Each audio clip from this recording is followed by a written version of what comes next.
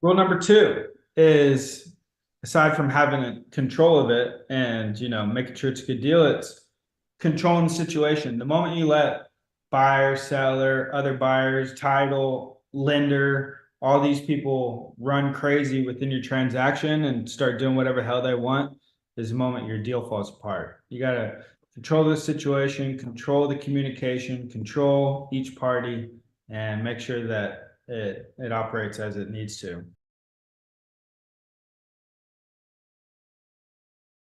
So hopefully that call was a little helpful. Sorry. How's everybody doing? Talk to me. Tasha, Xavier, Ann, Kat, William, David, Timberly.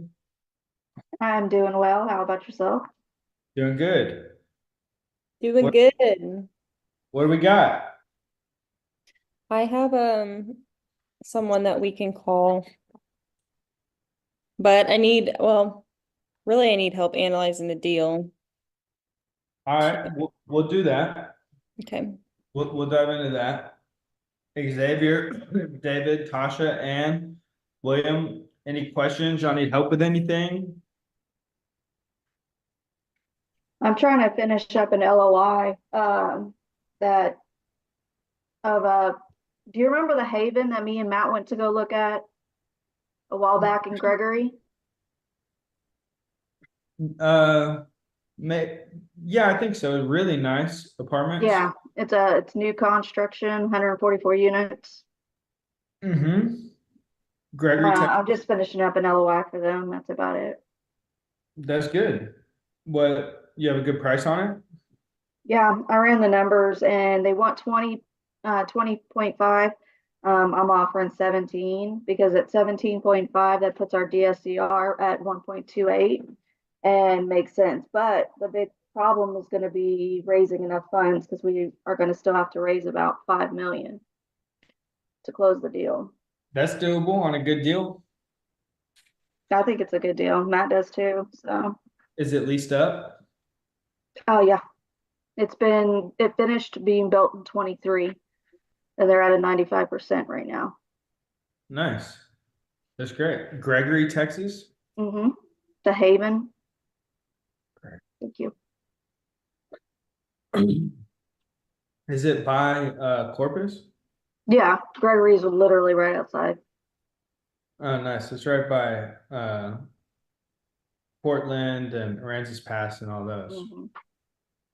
Sweet. Well, good job. Do you need help with the LOI?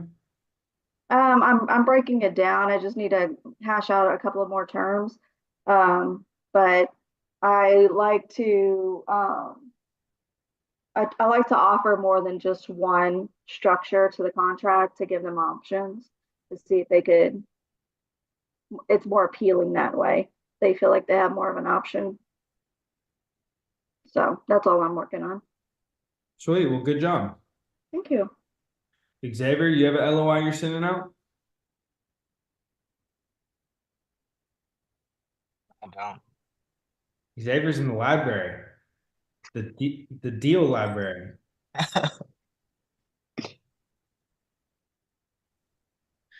All right. Well, thanks for being here, Xavier. Okay. Uh, David, William, anything you got, or y'all want to start diving in? We can dive into Timberley's deal first. Yeah, go for it. I'm almost in my destination. I'm driving, so I've got a few questions, but I'll chime in here. Cool. All right, Timberly, what do we got?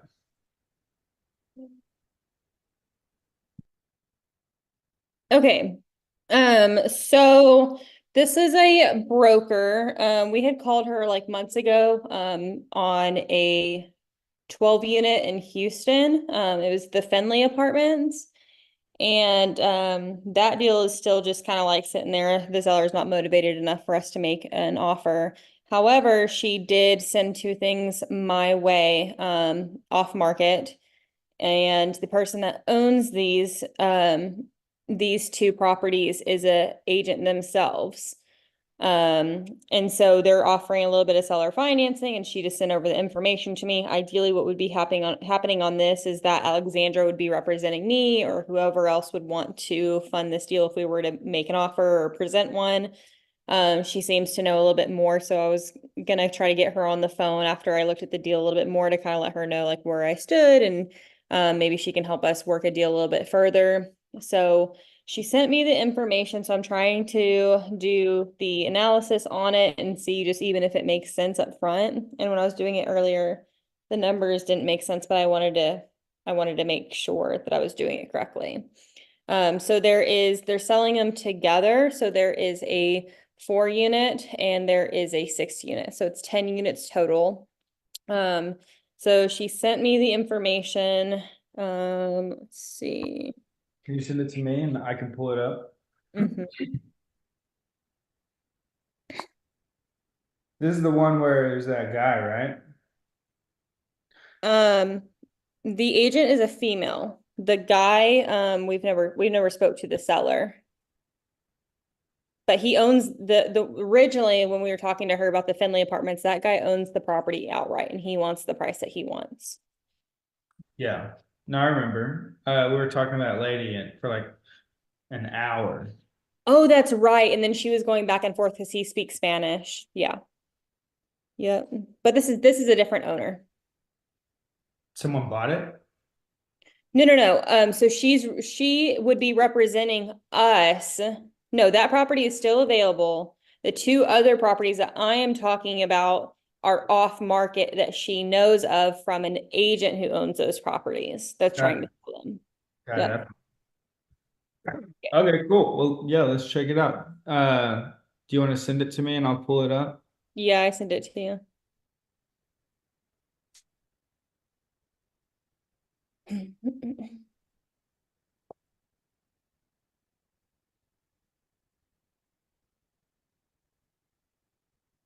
All right, you just emailed it to me? I forwarded you what she sent me. All right, cool. Let's look at it. Which one you want me to pull up first?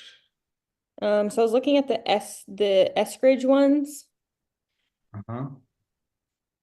So that's the one where there's it says 10 doors on it, but there's a 4-unit and a 6-unit for that one.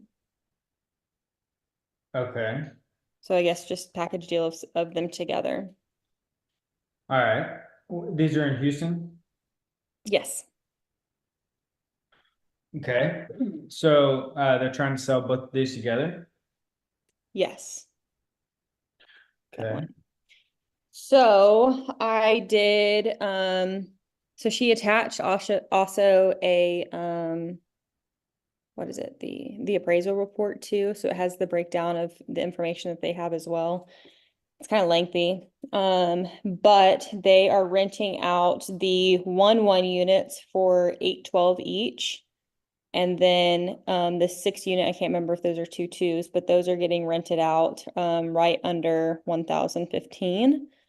So all of that together for 1 month puts the rental income at 9,326. So I did that times the 10 units, gets me the 93,260 times 12 months, gives me around like 1.2. And then I did times 90% occupancy. That gets me right around 1,000, a little over 1,000. And then for operating expenses, I was going to use 40%. That's pretty typical, right? With everything. Yeah, I mean, it depends, but this one probably like 40 to 50-ish maybe. Okay.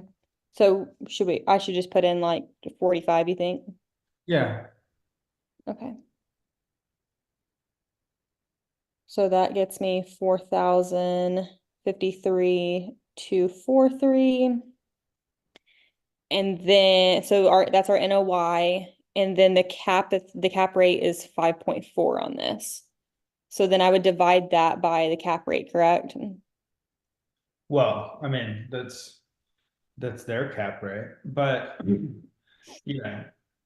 This right here, T12 cash flow, did she send these? Here we She go. said that. Oh, Yeah. gosh. What is this? 12-month. All right, let's just look at this. You can see my screen. Hmm. All right, so we have their income. We have their other income. This is through February. Okay, total rental income. 91 grand. Expenses, so do they charge back? Yeah. Looks like they charge back some, but not all. Yeah. Utilities. All right, maintenance. This seems kind of low. Yeah.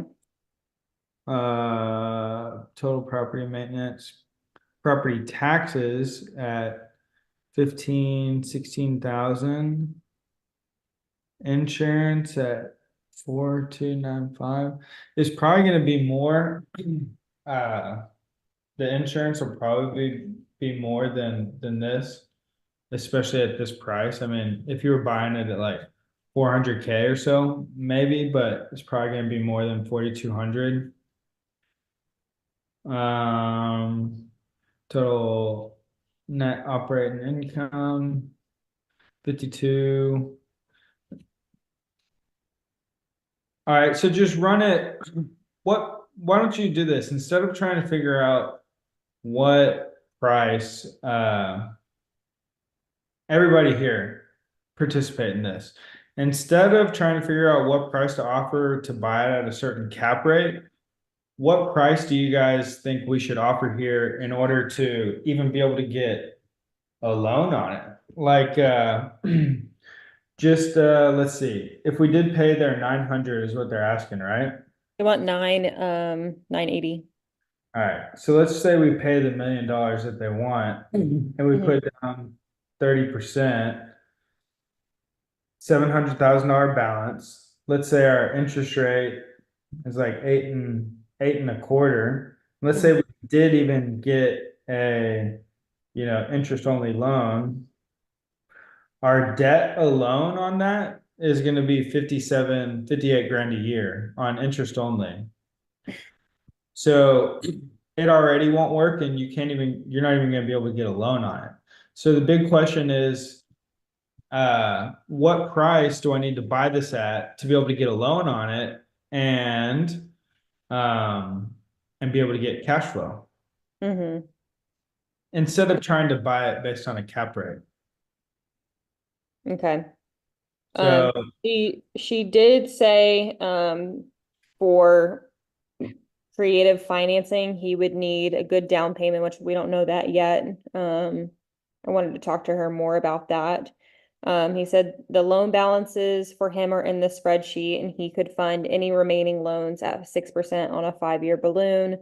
The original loans would not likely need to be paid out, and if he transfers them, he has to continue to guarantee the debt, of course. But he's saying that we could do a 30-year loan also. yeah, where's their loan? Kevin's loans.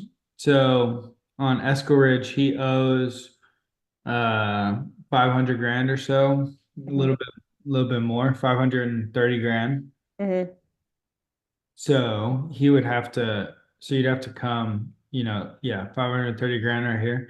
You'd have to come with at least that as the down payment. Mm. Yeah, so he's wanting more than half. Mm-hmm. Yeah. So the big question though is what are we looking for in deals, everybody? We're not looking for numbers necessarily. We're looking for what? Motivated sellers. Yeah, so is this guy motivated or does he just want to pay for an appraisal and get the appraised price, that the appraisal says? I have to talk to her more. She said that she's had a little bit of a hard time getting information out of him, especially like how much of a down payment that he wants, and really getting creative with the terms. He's kind of like just put something on paper. So, I mean, it doesn't really sound like he is. but she made it sound like we could get a deal done if we were to put something on paper. Not that I was betting on that, but I did still like want to analyze it and look at it. Yeah, I can run you through an entire analysis. But just so that you're aware and everybody too, is it's kind of pointless to do that if we're not talking to a motivated seller, right? Like Mhm. what's the point in analyzing the deal with someone we know we're not going to get a deal with other than practice, which we Mhm. can absolutely practice it. But like if we're attacking deals and we're really looking for something to buy or wholesale or something like that, then Mhm. don't waste too much time analyzing something that isn't a deal and make an offer, make a little offer, and then go back to looking for more actual motivated sellers is Okay. the reason that I say that. And so we can absolutely analyze it here. And I'll tell you just real quick, I'll teach you, Well, I know it doesn't meet the 1%. well, but I mean, even if it met the 1% rule, it's probably not going to be a great deal. Buying at the 1% rule just means that you're buying it at a six cap, assuming it has 50%, you know, operating expenses. Mhm. And I mean, if your loan is at 8.25 and you're buying it at a six cap, and you're losing money, it's probably not even a deal. Mhm. So here's a quick way here's how I would do this. If we couldn't facilitate a call with the owner and all I'm being told is just put something on paper and they're not giving me any other information, I can't really gather a story and what's going on here and really learn the motivation. They're This not is motivated. this is exactly what I would do. I'd say, all right, the NOI needs to cover my debt service by 1.3 times. So in order to figure that out, I am going to let's do some reverse math. Let's say the NOI is 53,000 divided by 1.3. That means that, can y'all see me? My face here on my phone. Mhm. So I took 53,000 and I divided it by 1.3, which means that this deal based on this NOI can only support $40,000 worth of debt. So what I would do then is I would take 40,000, I would multiply it by 12, which is sorry, don't do that. I would not multiply it by 12. I would then divide it by 0.0825, which is what I think my interest rate is going to be with an interest only loan. And that means that my principal balance of my loan is 494,000. Then I would take 494,000 and I would divide it by 0.7, which is my purchase price, putting 30% down to get to that principal balance. And it puts me at 706,000. And I would say, well, on paper, I can offer 706,000. I'll be putting 30% down with the bank, getting a 8.25% interest only loan. And that will meet the bank's required 1.3 DSCR requirement. And I would cash flow about 13 grand a year, which still ain't even that good. But the deal would technically work in that scenario. So I'd make 13 grand a year. I'd put $200,000 down. It wouldn't be that good of a cash on cash return. But like without knowing, that's the problem without knowing anything about the seller situation, the motivation, the story, what's going on is I'm just throwing out numbers, which I can do, but that's what I would offer. Yeah, that makes sense. Do you follow me or does everybody follow me on that? Yeah, I have to like actually go through the numbers myself to like understand it. Cause just Well, let, watching you, like I can't do let's do that. I have to let's practice my own. let's do it right now. everybody pull out your calculators. I'm gonna show you how I did that reverse math. You too, librarian, pull out your calculator. All right, good. All right, let me know when you're ready, Timberly.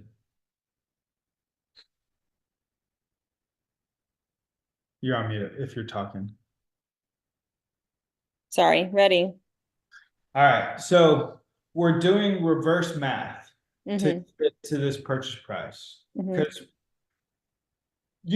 with the math equation, you have different variables, right? So the current variable we have is the NOI. And Mm-hmm. instead of just applying a cap rate to the NOI, we are going to reverse engineer this problem and try and figure out how much debt can we get Mm-hmm. and what will my purchase price be based on 70% LTV loan. So I've got that variable, 70% LTV. Another variable I have is an 8.25% interest only loan. And I have my NOI. So the two variables I'm currently missing are my annual debt service, which I'm about to get to. Then I'm missing my total balance of my loan. And then I'm also missing my purchase price. But let's start with the NOI. So you're familiar with what the DSCR is, right? Yes. So the DSCR, tell Debt me. service cover ratio. Yeah, and so what does that mean though? Like, what is the debt service coverage ratio? Isn't it like the debt that you have to meet in order for I don't know if I'm saying this right. Um, like there's X amount that the property needs to meet for like the rental income for the bank to be able to insure the property. So like the basically whatever they're giving you has to make sense. Like the property has to bring in that money. The property, Correct. the service coverage ratio is your annual, it's how much your annual debt service is covered by your NOI. Mm-hmm. So typically they want, 1.25. Your debt service, if it's 40 grand, they want you to at least get $50,000 worth of NOI, meaning you're bringing in 1.25 your debt service and NOI. And in other words, what that means is that after all your expenses have been paid, you have at least 1.25 times your debt service left over to pay your debt service. The bank is worried about you paying your debt service, so they want to make sure you have more NOI than debt service. And so I chose to go with 1.3 just because this is not a great property. It doesn't look like it's in the nicest area. It's a little bit smaller. Banks are a little weary right now. There's potential for a lot of these banks to go under with a lot of these small local, banks to start imploding potentially. I called for the RV park. I called our bank this morning and I said, "Hey, I'm going to be sending a $1.4 million wire on Monday to a title company. Are you able to do this?" They've never, not been able to send out a wire, but I've also, we don't often send out $1.4 million wires. I wanted to make sure that I wasn't going to call them Monday morning and they say, "Sorry, we don't have it here. We can't send out your wire." These banks struggle with deposits. The moment we lend money in, they're lending it out. And so, in other words, they're being very risk adverse right now, and they're not too eager to just lend On any property. or to any buyer. So to make them feel better, having that 1.3 DSCR, and by the way, the bank is going to send my wire. They verified it, but Good. I just went with 1.3 to make them feel better. So we're working backwards here. Their NOI is 53,000. Mm-hmm. So what I want you to do is take 53,000 and divide it by 1.3. Okay, gives me 40,769.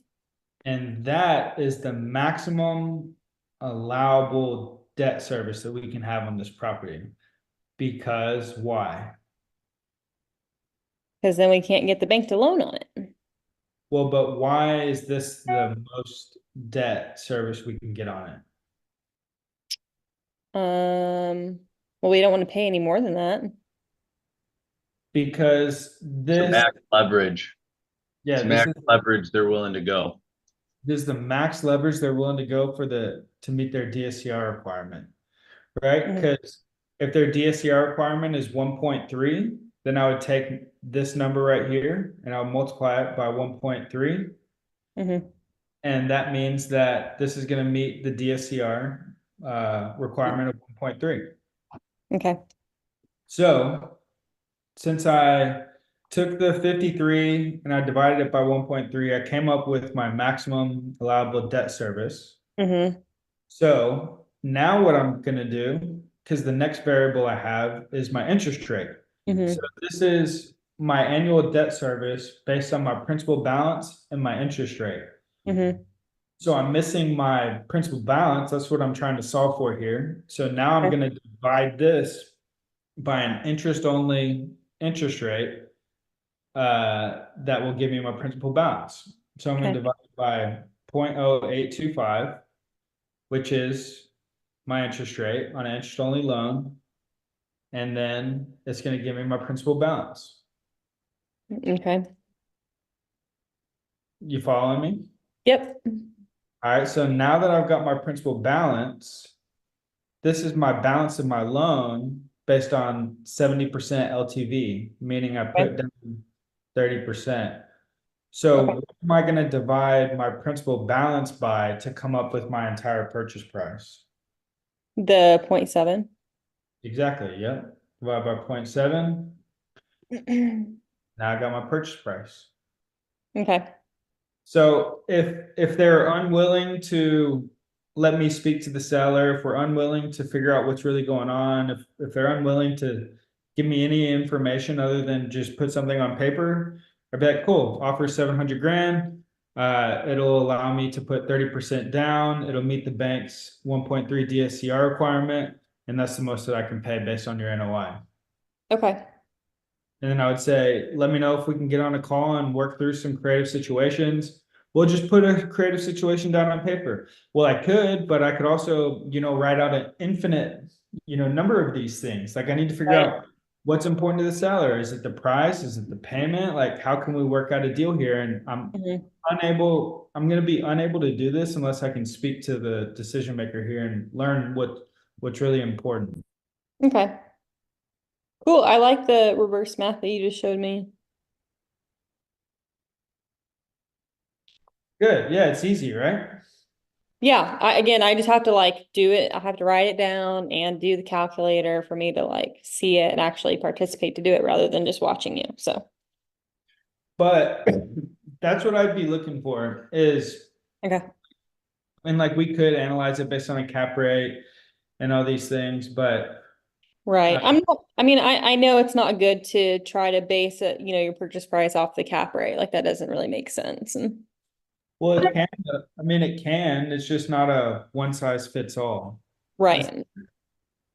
Question, Go what was ahead. the, well, I like this too. I'm the same way as she is. What was the final number? 705,960. And they went 980 for it. Yeah, why do you want 980? Because the appraisal said that? Because that guy's opinion of value is that, Yeah. But I would go out and search more for the motivation and Okay.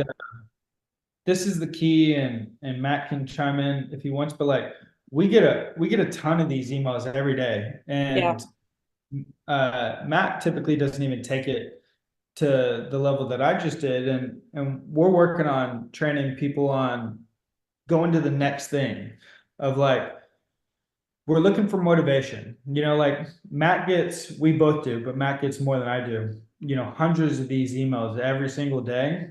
And that Mhm. applies to every single one of them, and he'll make some sort of offer on every single one of them. But the only thing that he's looking for is motivation.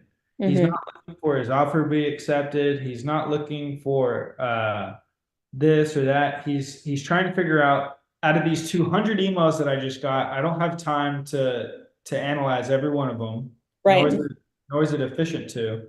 Mhm. But respond back who has motivation here. And for the ones that have motivation, I'll dive in deeper. For the ones that don't have motivation, what else can I get from them? Do they have any other deals? Do they have any buyers for deals that we got? Anyone Mhm. interested in investing in the RV resort? Like, what else can I get from these contacts? But that's also kind of like why I wanted to analyze this one too, because maybe I know somebody, like I don't off the top of my head, but what if I came across somebody? Like I still kind of want to look at these deals. Obviously, I don't want to do a bunch of work because I want to spend my time wisely, but if I'm not the buyer for it, and maybe it's in an area that I know somebody would, No, then I'll be able to analyze it. I get it, and you're doing good. I'm not saying you're doing the wrong thing. I'm just telling you that uh, don't spend too much time analyzing deals with no motivation. Okay. Try and identify if there's motivation there. If there is, dive in deeper, because if there is motivation there, then maybe you're going to buy it, maybe somebody else will buy it. If there's no motivation there, then really no deal might get done, Mhm. like it might be like a 1 out of 1,000 chance that somebody ends up doing the deal. And so Right. that's all I'm saying. I'm not saying you're doing the wrong thing and wanting to learn how to analyze it, but Yeah. it it's impossible to truly analyze a deal without knowing the motivation. Yeah. Or else the seller's just getting everything they want. Well, no, not necessarily. Uh it's just it's just all imaginary. Like Right. once we know what's really going on here, until we know a story and a motivation, we can't analyze a deal. Okay. Yeah, and the problem that I see is like, if you're sitting on $100 million or something, it's like, yeah, let me go put that money to use and get a stable return. But when you're trying to exponentially grow and you're just looking at cap rate, then you're not capturing any value other than that straight cap rate number that they're thinking of. And so it's like, there's 1,000,000 7 caps, there's 1,000,000 8 caps, there's 1,000,000 9 caps. But Mm-hmm. like to Alex is saying, what's the real value here? I mean, just simplify it as it's a 7% return on your money, if that's how you want to look at just the cap rates. And you can get that anywhere, right? And that's the Mm-hmm. whole point of that number is good to know from a market point, and it's good to really know how people come up with it. But people use different metrics and different expenses, and if you're looking for a client, that's great. Oh, and it's a different story potentially if you might be less aggressive or they might be less aggressive than you are. Mm-hmm. But if you want to help them scale and grow, it's having the same mindset. I mean, as if people are just looking for a 7 cap or then they should just go buy like, Chick-fil-A buildings or Starbucks or Mm-hmm. any of these national retailers where it's just steady. You're getting exactly what you pay for. But if you're trying to exponentially grow it, you're trying to walk into more value. Yeah, that's really That good. makes sense. Like you remember that Dollar General you sent? Not Yeah. there's like what, 7 cap? Yeah. If we were just looking at cap rates, I'd be like, screw the shitty Houston 5 cap. I'm gonna go buy the Dollar General. Yeah. And and to Matt's point, I mean, there's a million of those out there. So it's like pick the best one. Yeah. Well, Right. it's like, that's just the asking price, right? That's the whole thing is like they can ask that, but where it sells at might be way different. Right. Are the rents half of what they should be, which would significantly change the cap rate? So all those little things is really what you're searching for. Okay. Cool. I'll find a motivated one. Good job, Timberland. You learned a valuable equation today. Yeah, I like the reverse math. I'm gonna save that in my notes. Does everybody understand that? And does anybody have questions with that or like have trouble getting to the motivation?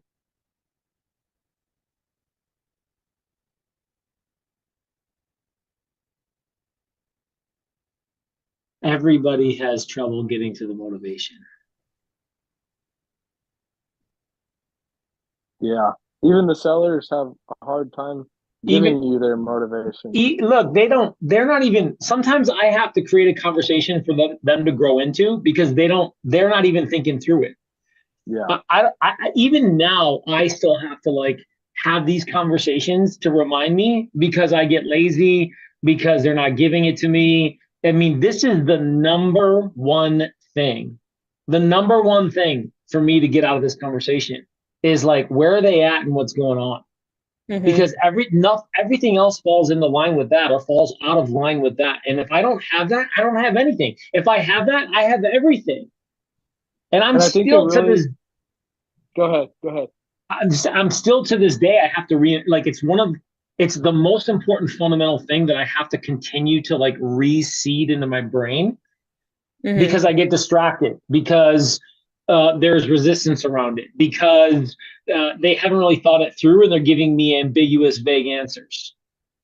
And one thing that I feel like a lot of people miss on is, Paula, you're the seller, and I'm talking to you. I can ask what's important and why are you motivated, but for me to really go further, and you should be this curious, is like, Polly, how many people have looked at this and have passed? What have they said about it? Where are they at right now? When's the last person that viewed it? Why hasn't anyone else bought it? Like asking those questions they're gonna let you in on things of their actual bigger challenges and bigger reasons why something hasn't closed, and you're gonna understand what your competition is. And it's like, oh, they liked it and they said they can only pay this. Well, did they send you an offer? Did they look at it?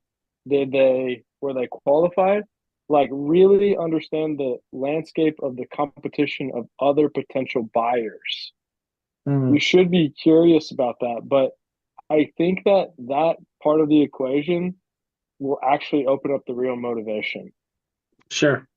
It does slightly. I mean, that's the number one. Whenever like Dallas, Timberlake, for example, whenever Dallas Sealy's calling and selling me this deal, that's the one thing I'm wondering in my head. Is like, why the hell has nobody else bought this amazing deal you're selling me? Like, what? Right.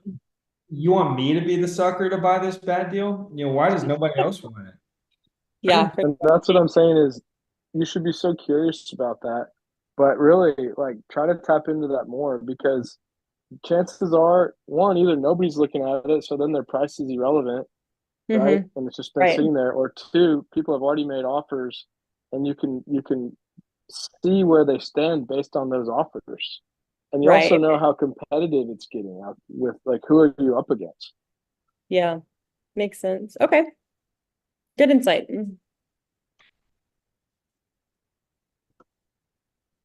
We're working a deal in Lubbock, and I mean,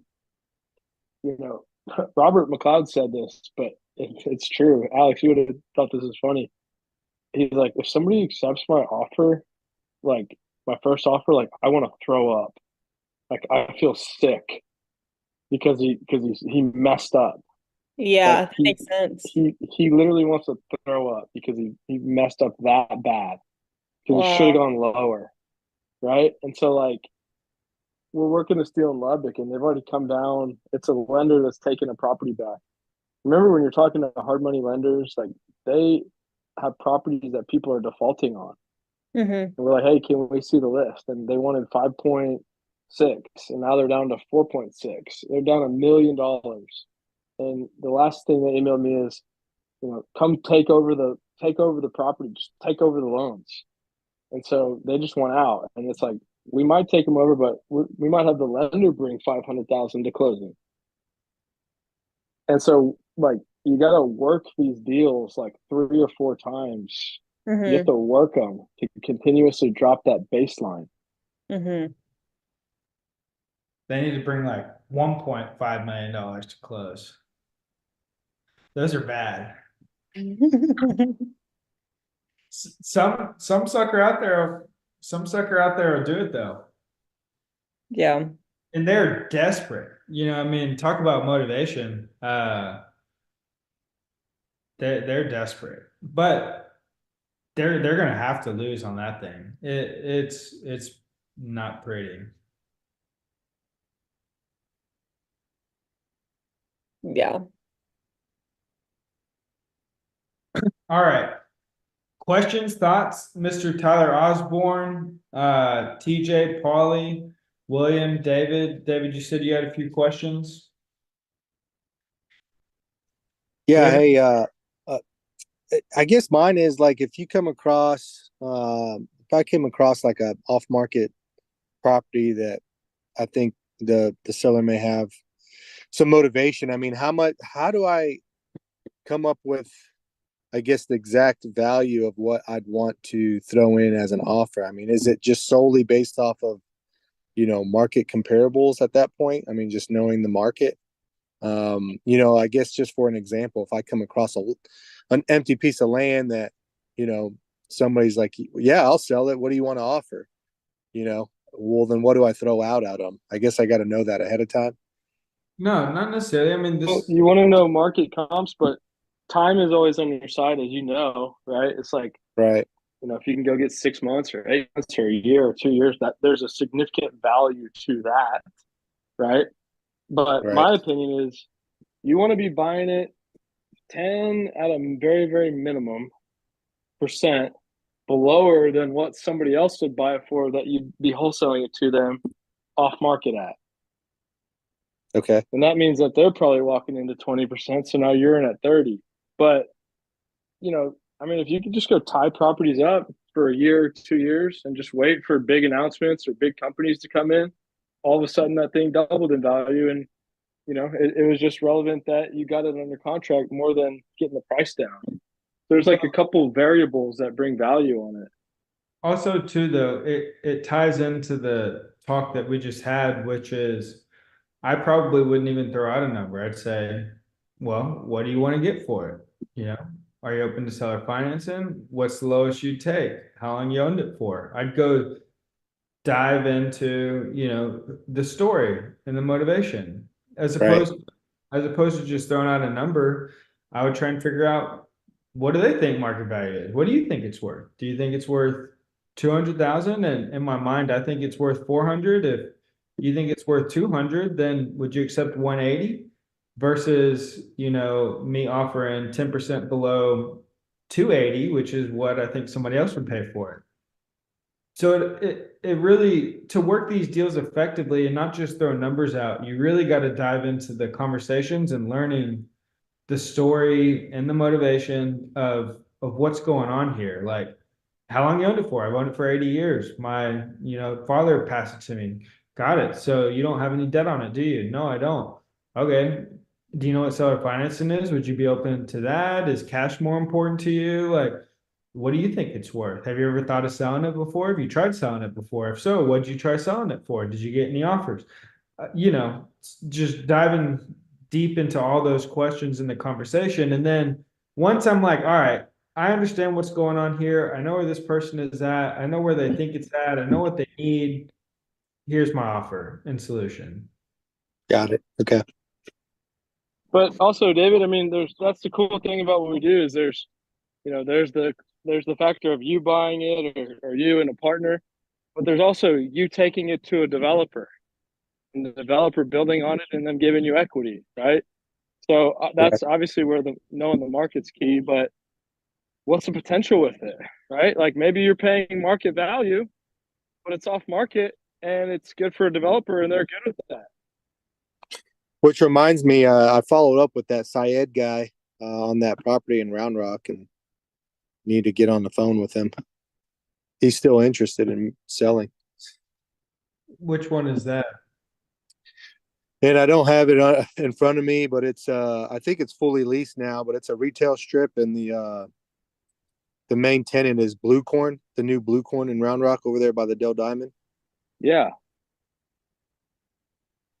It's in a really good spot and they've got plans to do another retail strip, I think like 15 or 18,000 square foot, but I don't think they've started it. I think he's kind of weighing it out. I feel like this is my first time hearing about it. Did you talk to Matt about it? Yeah, I talked about Yeah, it with it's him. probably been easily 6 months ago, but I've been kind of keeping tabs with him, and he said, yeah, he's ready to have another conversation. So I don't know where he's at on it. I haven't talked to him. This was just like through email a few days ago. You want to call him right now? We can, but I don't have my. I mean, I can't do it on this because I'm on this thing with my phone. But if y'all want to call him, Well, we can, but I mean, it'd be good to call together too. We can do it another time. yeah,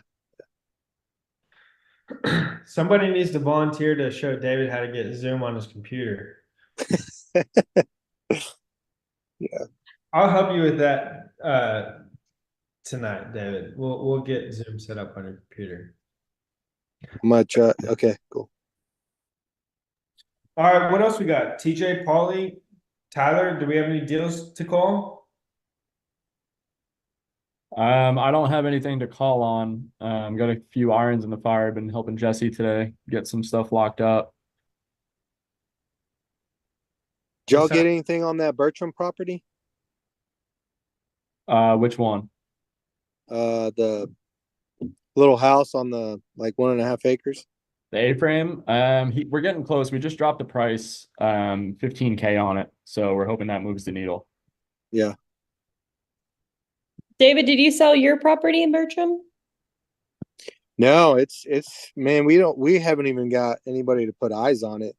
It's just it's a weird market out there. I don't know. I mean, I know that when I was out there selling houses, I mean, it comes in waves, but I mean, it's already been a few months, so I don't Yeah. know. We'll just kind of ride it out, but there's a lot of more houses on the market out there right now, but I imagine closer to summer it's going to start moving a little bit, but we'll see. Who knows?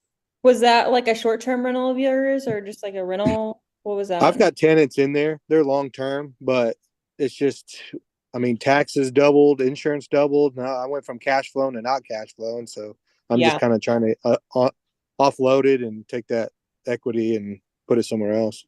makes sense. Yeah.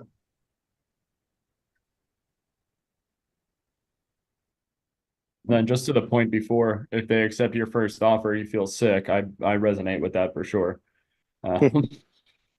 As you know, we've gotten quite a few deals under contract the last few months, and the ones that haven't sold are the ones we got to contract on the original offer on.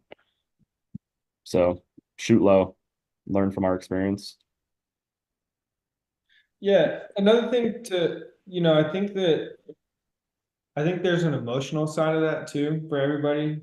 Like obviously we want to get the number correct, but I think there's also an emotional side that makes us afraid to make a low offer of I might ruin the deal here, they're gonna go somewhere else, all You know, that. it's not, yeah.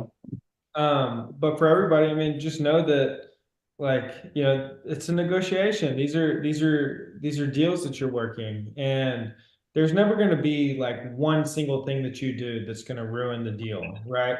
And if I make an offer to Matt at 4 million and he's wanting 5, worst he can say is no. Yes, I could lose out on the deal, but it's better to lose out on the deal for a number that you know is going to work than to get awarded the deal and then you still lose out on it when you have to drop it because it's a bad deal at a number that doesn't work.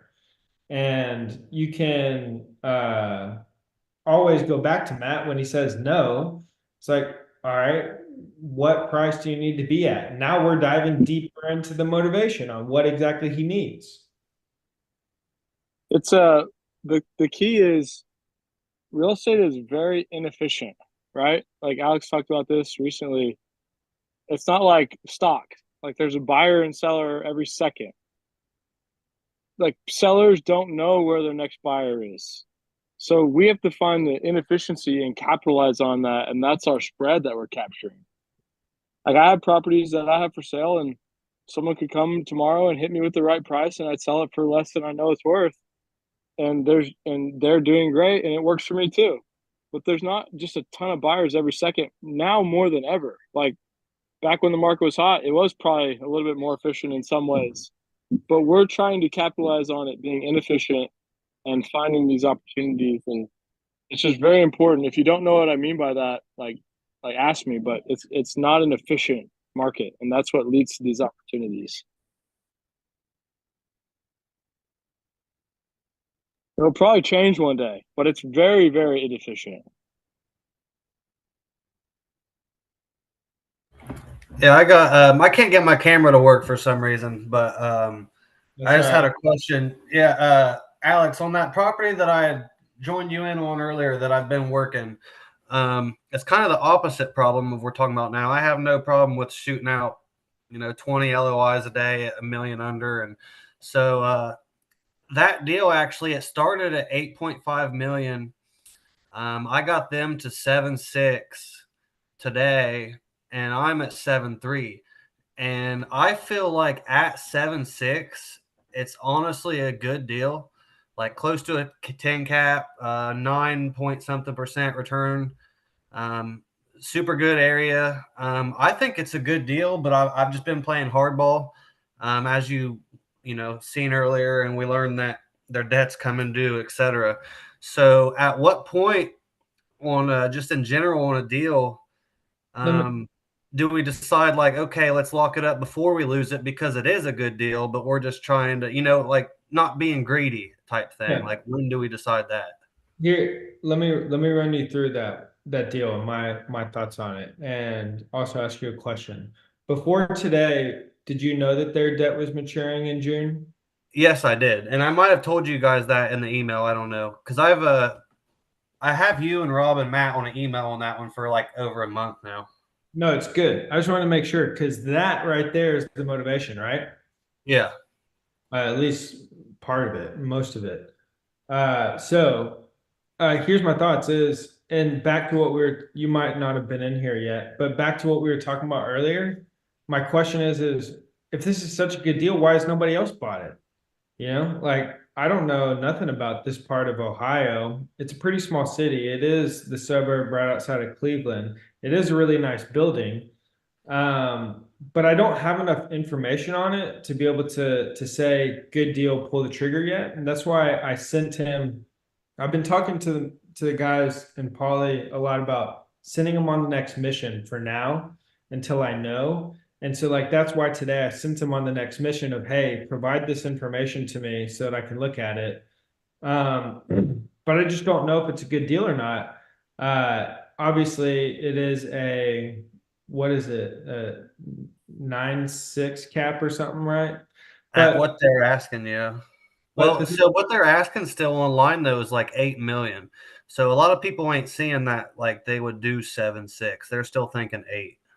I know, but like 400 grand is not a huge difference with 8 million to 7.6 million. If it was a 400 grand difference on a $1 million deal, it'd be a pretty big difference. Yeah. It's a difference, but what is that like 5% off what they're asking? So it's not a huge difference. Is that right? 400 divided by 8 million, 400,000. How much is that? About 8 million. Yeah, 5% discount from what they're originally asking. Not a huge difference. But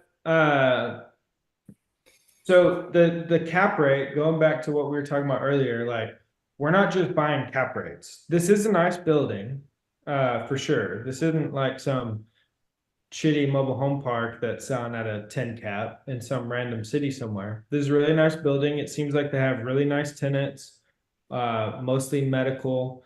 It is office, but it seems to be doing well. But that could be the going rate here.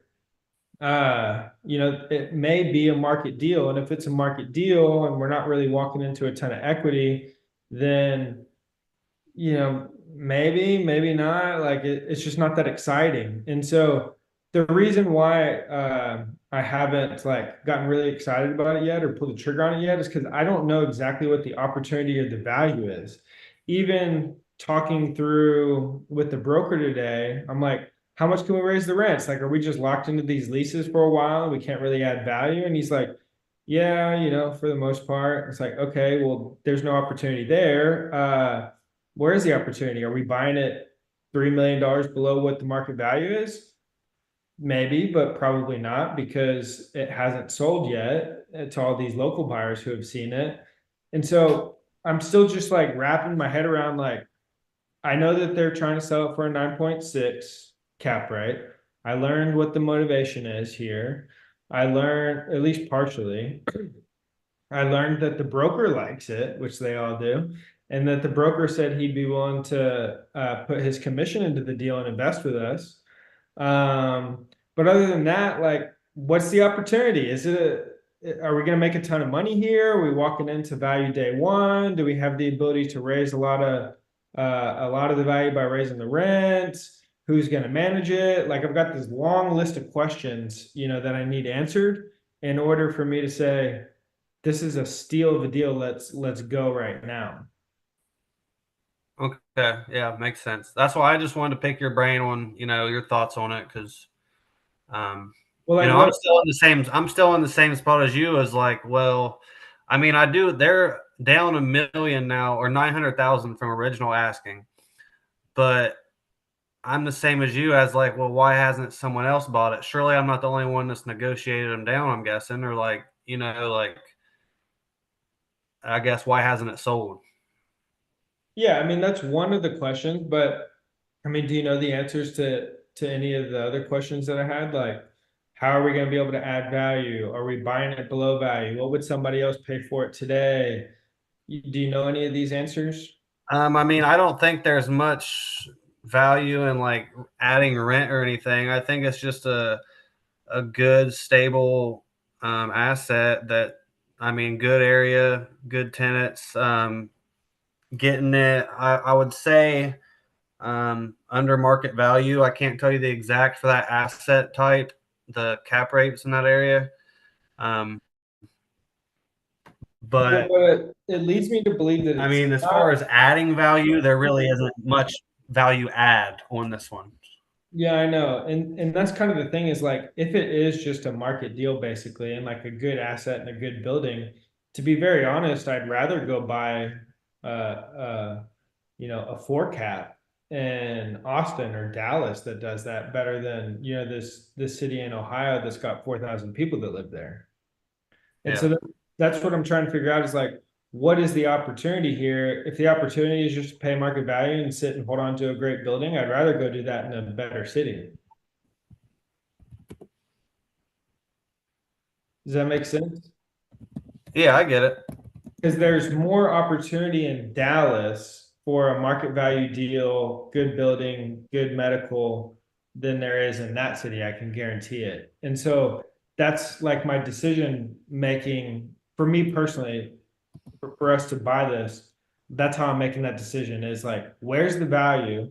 And if there is no value there other than the cap rate, then I'd rather just go pay market value for an asset in a better city. Yeah. Yeah, it makes sense.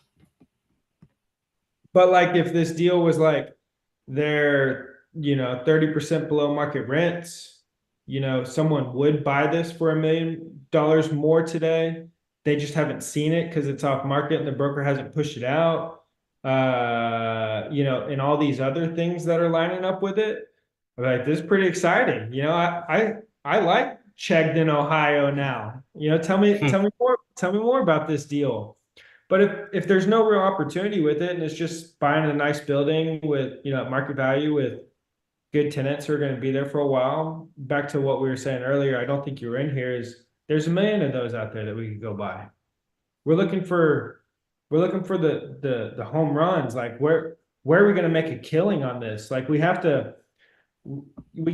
just go, we don't have $1 billion cash sitting here to go buy a bunch of these things. Like, we need to be very picky on what we're buying to maximize the growth. And we need to go in and steal some deals, especially right now when the ability to steal deals is here. If there wasn't the ability to steal deals at great prices, then maybe this deal would be a little bit more attractive. And I don't know that this deal is not attractive until I know the answers to all those questions. And so that's kind of what I'm on the mission to find with it is what's going on here. I'm trying to learn the story and see where the value and the opportunity is. Makes sense. I'd w- Like I said, I just want to pick your brain on it. I'd wait to see what they how they feel closer to June. They might be real desperate at that point. They might go into the sixes.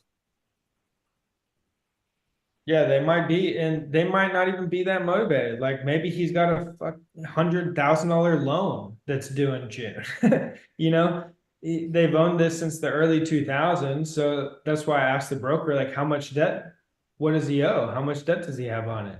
Does he owe 100,000 or does he owe 6 million? If he's got 6 million due in June, he's going to be a lot more motivated than if he's got a personal line of credit on this asset.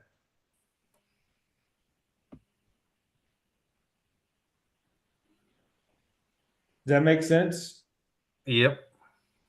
And so those are my thoughts from the call today is I need those answers in order to say whether it's a deal or not.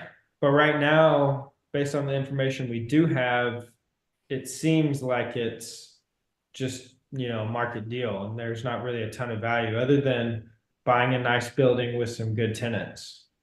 Okay. Which, there's a ton of those out there. We're looking for the ones where for us to buy, and even if you're going to try and wholesale this, I mean, it's the same thing. Like, most investors don't want to just buy. They don't want you to send them something that they can go out and find on their own and, see on their own. Like they just go to LoopNet and find a bunch of these, right?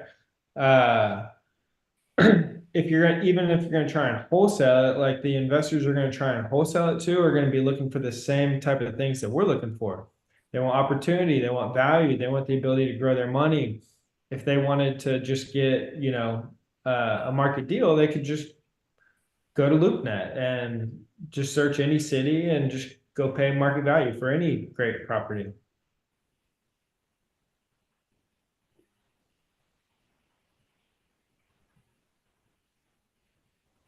Does that make sense? Yep. All right, what else we got? Tyler, try and find those answers to questions that I asked there, and let's see, because I just don't have the answers yet. Yeah. Yeah. I'll dig into it a little more. Anything else, guys? Matt, have you hit your workouts today? He left, but Oh, he left he class did. right on time, right before you could ask him. Yeah. I think he did. He's 2 days strong. TJ, you got something? No, I'm all good for now. All right, everybody. Let's get after it. Look at Paulie, Campanero, the machine. Looks good. All right. See you later, everybody. Call if you need anything. We're around. Okay, bye. Have a good evening.